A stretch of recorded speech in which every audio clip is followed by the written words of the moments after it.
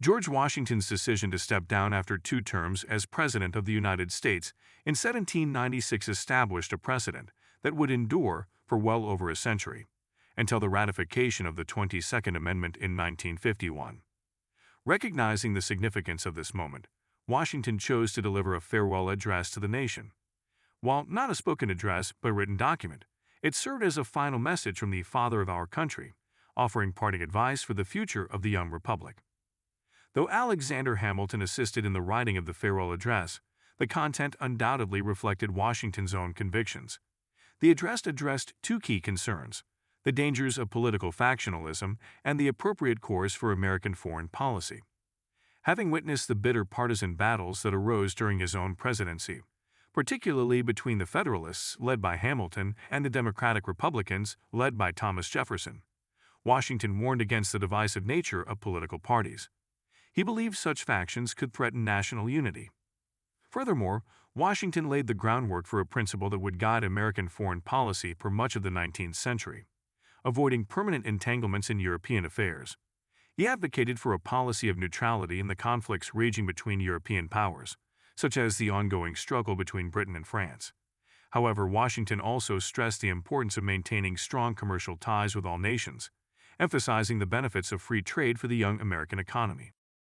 John Adams, the second President of the United States, was elected in 1796. In the context of the Electoral College system at the time, the candidate receiving the most electoral votes became president, while the runner-up became vice president.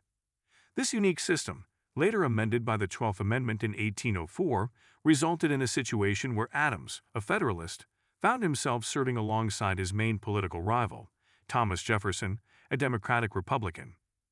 Their ideological differences created a tense political environment. The 1796 election was indeed a bitterly contested one, marked by vicious personal attacks in the press. It's instructive to compare this historical example, where Jefferson was depicted as a puppet of the devil undermining the government, to more recent elections, where similar tactics have been employed. This comparison highlights a certain continuity in American political discourse, raising questions about the evolution of political civility. The presidential election of 1800 marked a turning point in American political history, often termed the Revolution of 1800. The election pitted incumbent John Adams against Thomas Jefferson once again, with Adams ultimately failing to secure a majority in the Electoral College. Jefferson, too, did not achieve a clear majority due to a tie with Aaron Burr.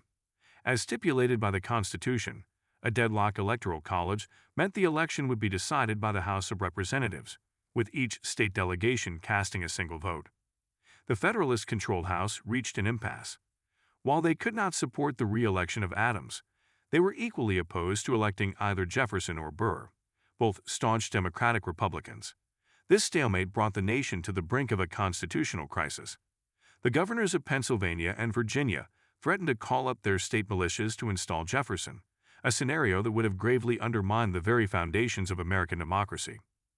Faced with imminent chaos, Jefferson found himself in the difficult position of negotiating a compromise with his bitter political rival, Alexander Hamilton.